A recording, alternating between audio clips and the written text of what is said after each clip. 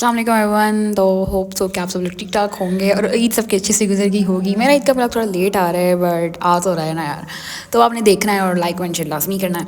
तो जी आज था जी आखिरी रोज़ा। तो अगर चांद वाला सीन रहा नहीं है कि चांद नज़र आएगा नहीं आएगा, हम लोग ऊपर वाले पोर्शन में आ गए। ये रेंट पे हमने दिया हुआ था तो अब ये फ्री है। हम लोग ऊपर आए उस कमरे में सेटिंग शेटिंग करने के लिए कि यहाँ पे अपना शूट वगैरह करेंगे। आयशा थी, मैं थी, हम लोग सेटअप बना रहे थे।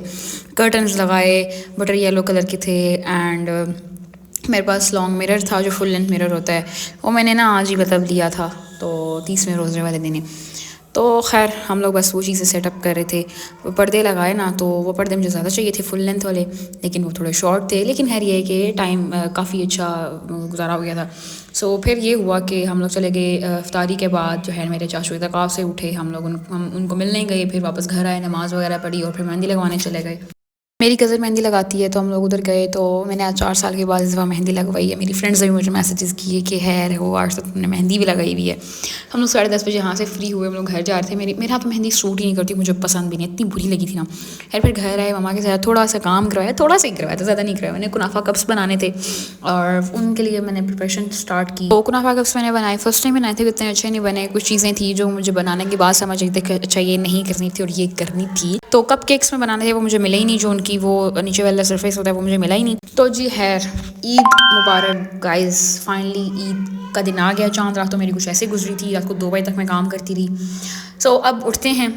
हमने सोचा था कि हम 9 बजे तक उठ के रेडी हो जाएंगे 10 बजे तक, लेकिन मैं उठी ही 8:30 बजे वगैरह किया और फिर जो है हम लोग अपने रेडी होने लगे। छत पे आए जी, पता चला कि जी रात को जो हमने सेटअप बनाया था वो हो चुका है ख़राब, बिकॉज कमरे की लाइट का मसला आ गया था। कपड़े जी ये वाले थे, मेरे और आयशा के सेम थे और यहाँ पे हम लोग जो है ना अपनी ट्रांजिशंस बना रहे थे।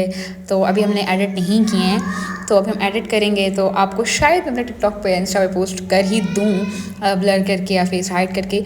लेकिन आप पिक्चर्स मैंने पोस्ट कर दी हुई हैं तो देखिएगा, लाइक कमेंट लाजमी कीजिएगा। अच्छी पिक्चर्स तो नहीं आई लेकिन फिर भी जो है बेहतर आ गई थी। So this is my full look. मैंने सोचा था कि ग्रीन का कॉम्बिनेशन करूँगी या ऑफ वाइट, जो पिंकिश और ऑफ वाइट टोन में जो कुछ आता है, मगर ऐसा हुआ कि मुझे रात में रात को याद आया कि बेटा आपके पास तो दुपट्टा ही नहीं है ग्रीन, तो जो आप पहनना चाह रही हैं। सो बस ये थी जी मेरी फुल लुक। अच्छा, जो रात को मीठा बनाया था उसके अंदर मैं कस्टर्ड की फिलिंग कर रही थी। मैंने सोचा था कि चॉकलेट और कस्टर्ड दोनों की करूँगी, मतलब डार्क चॉकलेट का गनाश बना के, लेकिन फिर मैंने कस्टर्ड ही की तो सबको बहुत ज़्यादा पसंद आया था। थोड़े बने थे, सिर्फ 6 बने थे, सॉरी 8 बने थे।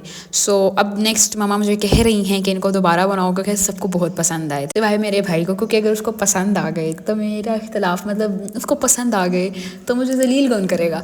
है जी तैयार शहर होके मगरिब के टाइम जी सफाई का वक्त आ गया। इतना गंद डाला था जैसे इनके बाजी का ब्याह है, ईद तो नहीं है। फिर जी रात को दावत थी, जब हमने सुबह किसी को नहीं बुलाया, सिर्फ घर वाले थे। रात की दावत थी, उसकी तैयारियां कर रहे थे, बिरयानी बनाई थी, कोफ्ते, और तो बस कुछ ऐसे ही हमारा ईद का दिन इख्तिताम पजीर हो गया था। अच्छा दिन गुजरा था, बहुत अच्छी ईद गुजरी थी। सबको ईद मुबारक। तो मुझे भी अब ईद ही दे दें इस वीडियो को लाइक और कमेंट शेयर करके।